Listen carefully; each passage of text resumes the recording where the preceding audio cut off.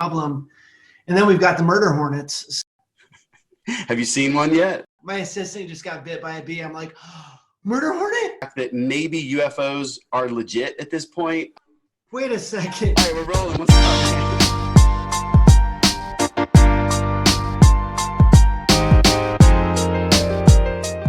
It's so funny because I look at people who speak on fun topics and I'm like, oh, that'd be cool too. It really is. I mean, I'm reading laws and trying to get people interested in RESPA. Or right now, fair lending has been my thing since I started. My first seminar I ever did that was a large seminar. My second seminar I ever did was fair lending. And right now, there's never been a better time for me to be able to convince loan officers to treat people equally. But that's what I've been teaching forever. So I'm now trying to get you to understand it. And so I'm showing you red line maps and I'm showing you like the story of why something exists. And I find that if I can engage people at the brain level where like they go, oh, wait, this is super interesting. Then I can pop them with humor and they're like, whoa, wait, what just happened? And you can keep people like their brains engaged. And the loan officers that I've trained over the years, having been a loan officer, I know what that personality is like because I have it. My Instagram is ADHD CEO. And so as a person with ADHD, I know that I am going to get bored if I'm teaching something that's not exciting. And I've got to keep it that way so that I keep it like on that cutting edge and your brain never rests when you're in my seminar, because I would never want to give somebody an experience that I would hate. Do you have a process in these seminars or just in all of the teaching that you do where there's going to be a topic that's going to take a while? This isn't a 10-minute topic. Yeah. Do you think about the way the human brain works, especially that of a salesperson, and say, I'm going to go hard for 15 minutes and then I'm going to break it up with something? Like, do you have some sort of process that you follow like that? So if we're doing an 8-hour day, so every year I write another 8-hour seminar for the NMLS continuing education for that year that I'm doing. How often? Every year, you said? Every year, yeah. Okay. And so I'll spend from like June to November processing what I want to talk about. And then in November, I'll put it all down. And then I'll present it to my team and be like, okay, what do you guys think? And then we'll go back and rework it. And then I'll put it back together. But I'm looking at, dive in with some lecture and then pull back with some activity. And then we film a different set of videos every year for inside of that class. Mm-hmm. So like this year was Game of Loans. So we did a full 25-minute movie called Game of Loans, and you're watching 5 minutes here and there. And so we start with it, then I'll lecture, and then it's like they're exhausted, bust out some Game of Loans. And so it'll kind of come through all the way through the day. And we did Sons of Compliance before that. I think I've got my Sons of Compliance water bottle. Oh, that's awesome. So we did it was ex-regulators that drove smart cars and wanted to go bust bad guys that they couldn't bust as regulators. We did 2 seasons of that. We did American Lender. Matt Ellarding, right? Yes, I do. Matt is Jimmy Quick in all of our videos. He's really? been the longest running actor in the videos. Him and Ryan Hills from the RE Source. Yeah, okay. Ryan plays opposite him as Jeff Gaines, the loan officer that is super slimy loan officer. So they're all local? They're up near you, right? Geographically? Matt's down the street or 20 minutes from us, and then Ryan's 2.5 hours north of Seattle. But yeah, so we do, like, I'll go, okay, I really need them to get this concept, but then I need them to laugh. And so we'll kind of go back and forth between those. No, that's great. So you were a communications major in college, right? I was a criminal justice major in the beginning. I thought it was speech communications. It was, yeah. That's how I graduated. I was criminal justice, though. I was in the police department. So did you switch, or do you have 2 degrees? I have a minor in criminal justice. So That was my major, and I was going to be going straight cop, like worked for the police department for 3 years, and I was the next cop to be hired. And then I got married, gave up my job as a police officer, in the police department. I was in property and evidence. Okay. So what happened was CJ major, I thought the rest of my life I'd just be a cop. And then I took a speech comm class. It was a public speaking class. And I just freaking loved it. Like I lit up. Like I sucked at school. I was a 2.67 GPA in high school. I was a 2.33 GPA in junior college. Mm-hmm. And that class was the only one I liked. And somebody walked up and they're like, hey, have you ever thought about the debate team? We need somebody. And I'm like, no, what is it? And then I went and did my first tournament was not great. My partner was horrible. And my second tournament, we won every single ballot in the entire tournament and swept the tournament. And I'm like, I like this.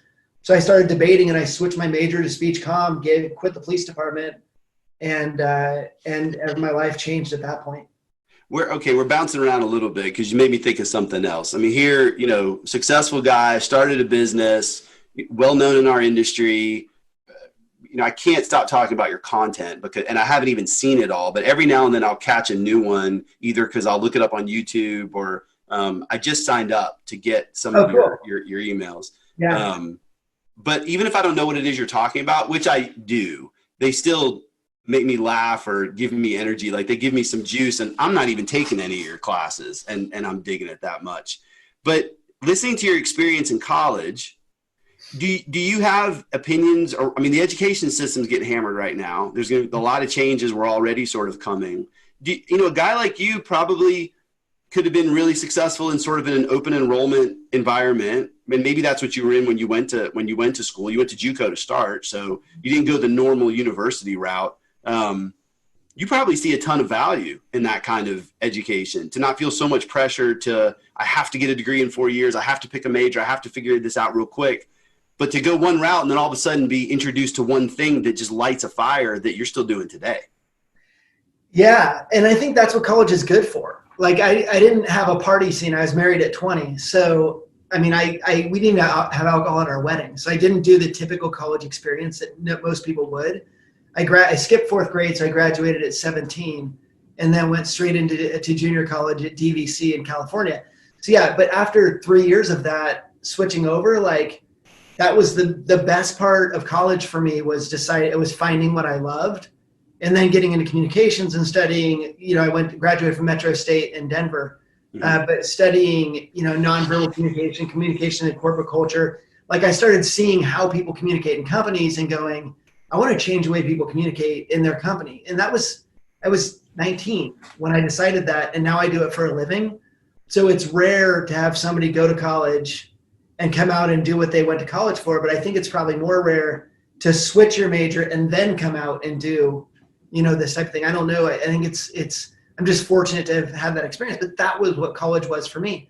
I don't know that college is for everybody. I've got 3 kids and I don't know if my youngest starts a company like right now, she'll probably be uber successful and make way more than I did, because her brain is just entrepreneur brain.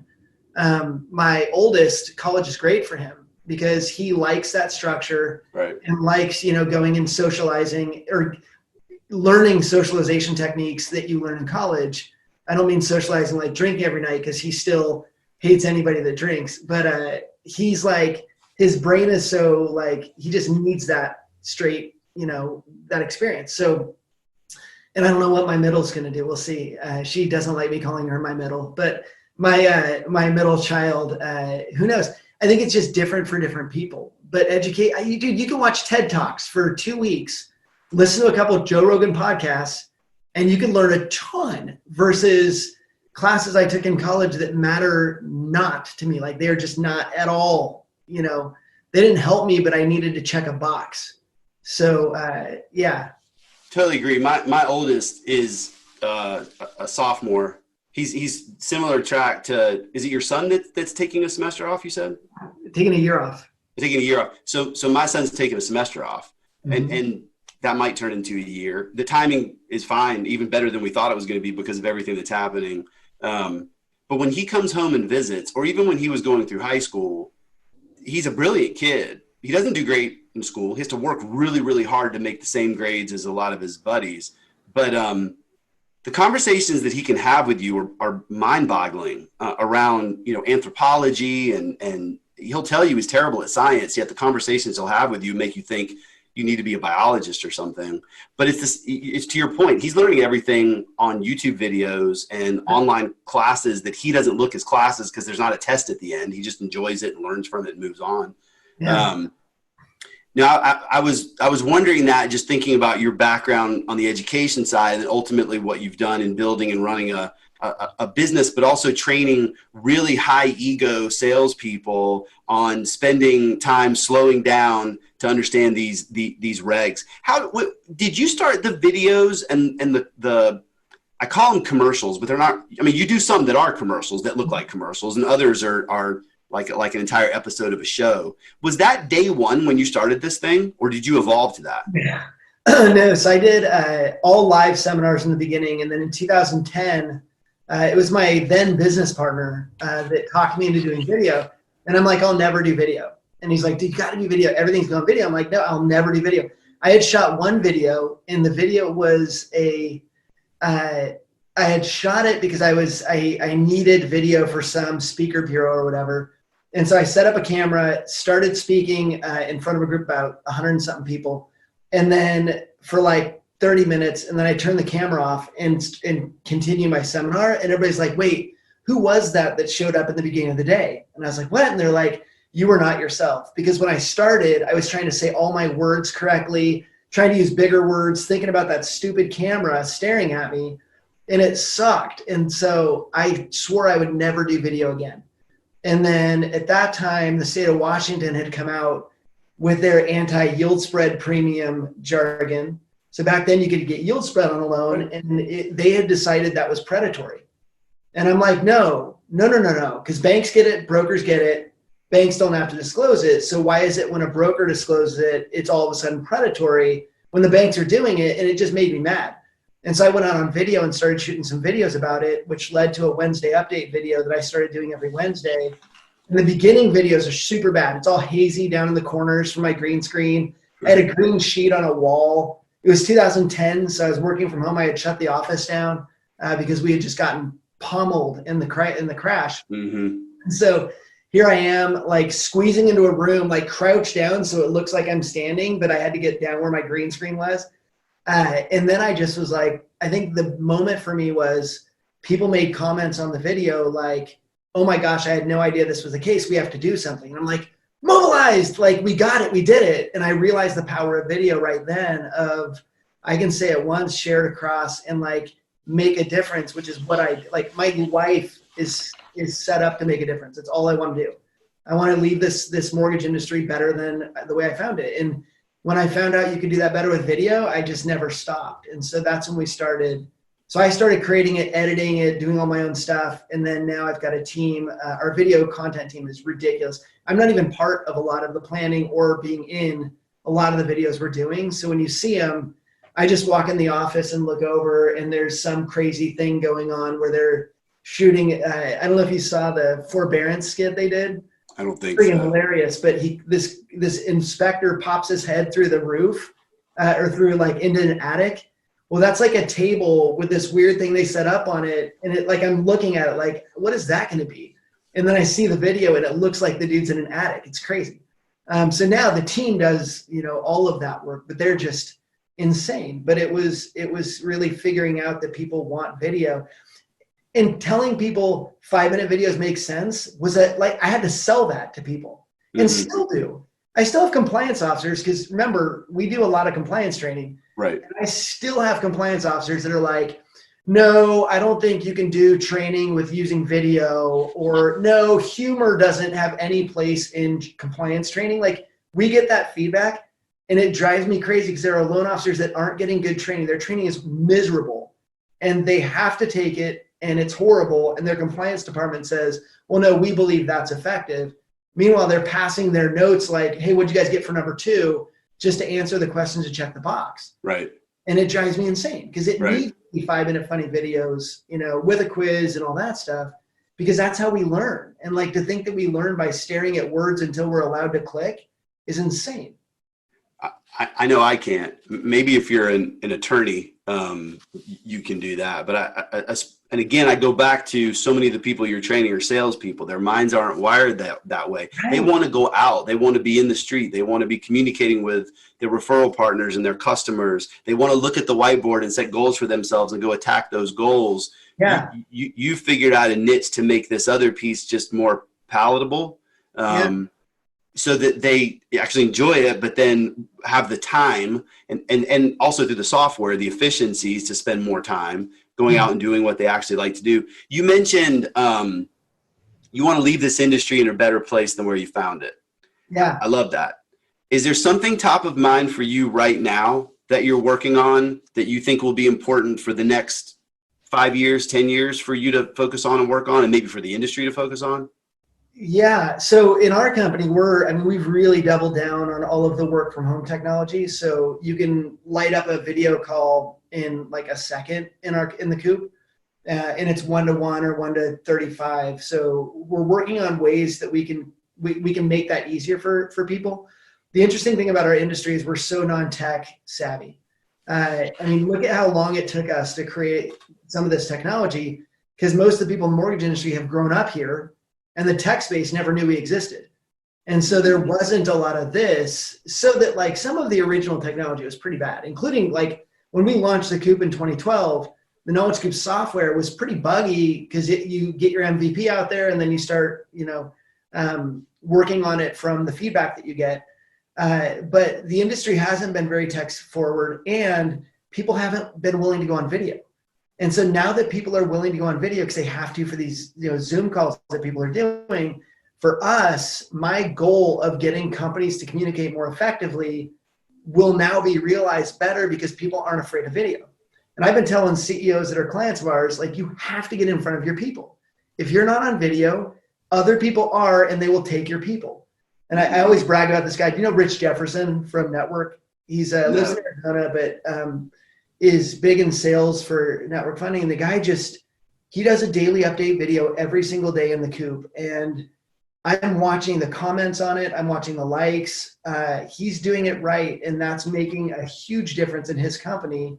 And that's what we want to enable for a lot of other companies, is I need them to follow us into the future and engage in the system the way that they need to get their people to follow it. Because if a recruiter walks up and goes, hey, we've got this opportunity for you, and it's somebody that works for somebody who's actually properly engaged their people, what I want is for them to go, sorry, my company's in the Coop, unless you can get me that and the thought leaders at my company, I can't do it, I'm not leaving. And that's the goal, is to create that type of environment. And that's what we're working on. Well, just the encouragement of communication. I mean, the reality is that, like it or not, if you're an originator or a producing manager or a manager with a group of people that you recruited and you built the culture of that branch and you feed off of each other, it is a bit of a free agent industry. It is a bit of a free agent market, and the industry is very comfortable for all the right reasons with that, for the most part, meaning XYZ mortgage company, we this is our technology, this is our product, this is our price, these are our processes. We're the mousetrap.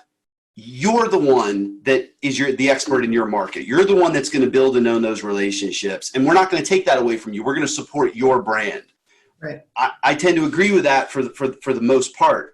The problem with that, though, is if you don't then continue to communicate with those people consistently and predictably through good times and bad, to your point, Ken, when that day comes where they think, look, I know a lot of people that made changes to other companies over the years, lots and lots, that made a change because they think they could accomplish their goals better at another company, that's not a knock on the company that they left. It just meant they were moving to a different model. It was like, I'm going from the West Coast offense to, something that's more of a ground and pound kind of offense, because the way I'm built is built for one versus the other. Totally. What's interesting, though, is when the company that they left has a solution for what they wanted. They have a model to go achieve the goals that they were looking to accomplish, but their leadership didn't remind them. Their leadership didn't keep it in front of them. They didn't communicate the way that you were suggesting.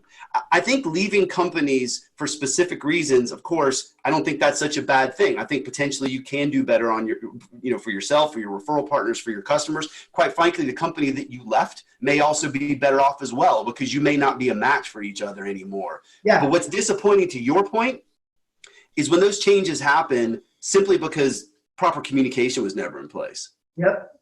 Yeah, they're just about to plug something in, but they didn't set the vision with the team. And a lot of times the sad part is it's because the CEO didn't want to go on camera. And it's like, oh, just email out something for me.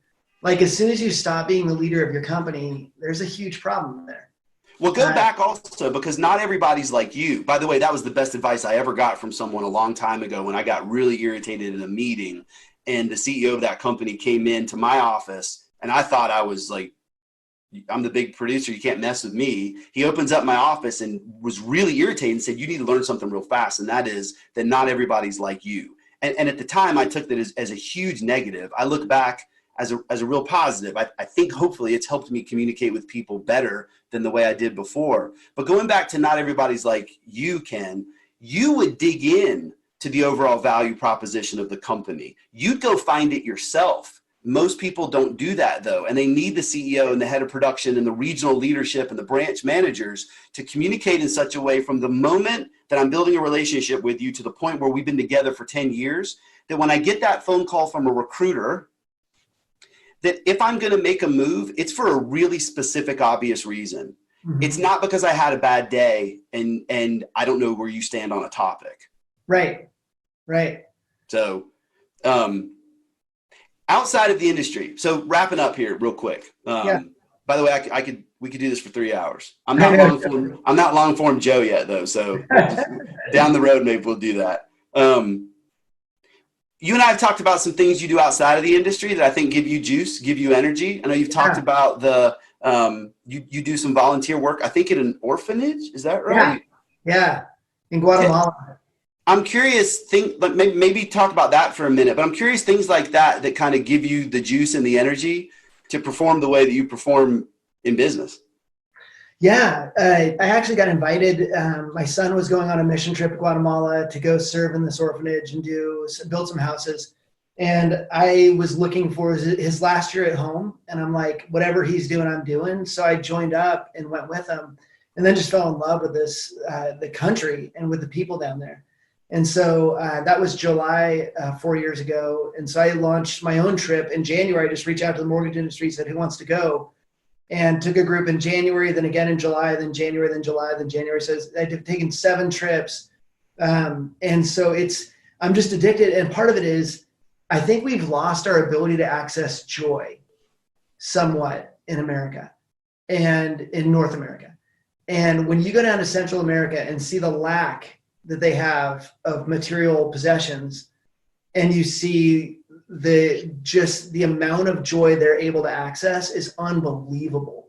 And you look at them and their situation and you go, how? Like, if I have to stay in my house for 2 months, I'm freaking out and going to therapy. Like that, this devastated me. Right. They have nothing. I'm sitting in a giant house with, an amazing family and tons of food, and I'm having trouble managing. And they're living in absolute poverty. Their floor isn't paved. In most cases, the husband has left the house. And in most cases, the wife and the kids are happy about that because he used to beat them so bad and was so addicted to substance. And so, that's what they're dealing with. And you walk into that town and it's all hugs and it's all, just they find joy in such like amazing places that I have trouble accessing. And so ever since then, I go for me. Like I help down there and I'm like, I know I'm making a huge difference down there and just my relationships with them. But I go a lot because I need that so badly to remember what matters in this world and what life is about.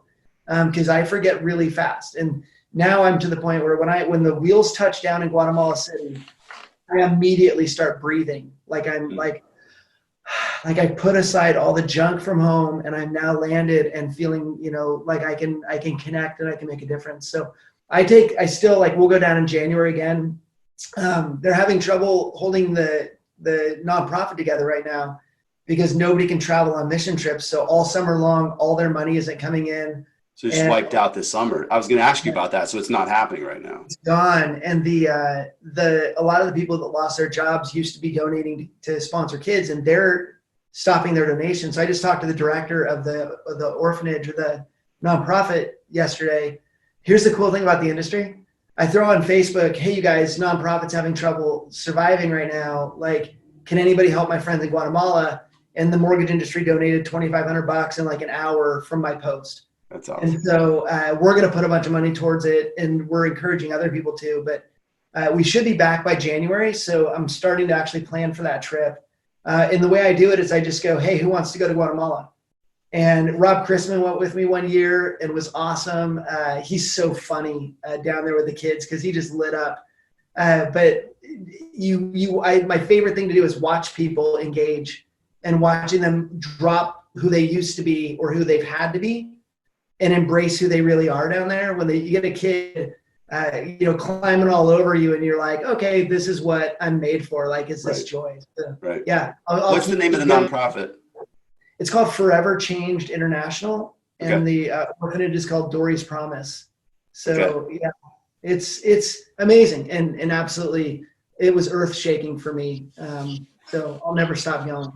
I don't have the following you have, but I'll tag it. I'll put it up when we put this up and encourage everybody to share it. I'd love to go do that with you someday. I know we talked about this a few years ago when we were grabbing some food after an industry event at one of the NBA events. I haven't forgotten about it. You're if my wife listens to this one, she'll shake her head thinking, okay, so Ken Perry takes his son to Guatemala. You took your son to Key West before he left the house. But take that back. We didn't go to Key West. We went to the Keys. We did some fishing. We did some father-son bonding. But I probably could have done better on that one for sure. At it. Don't get rid of the Keys. We took our son to Tokyo when he graduated.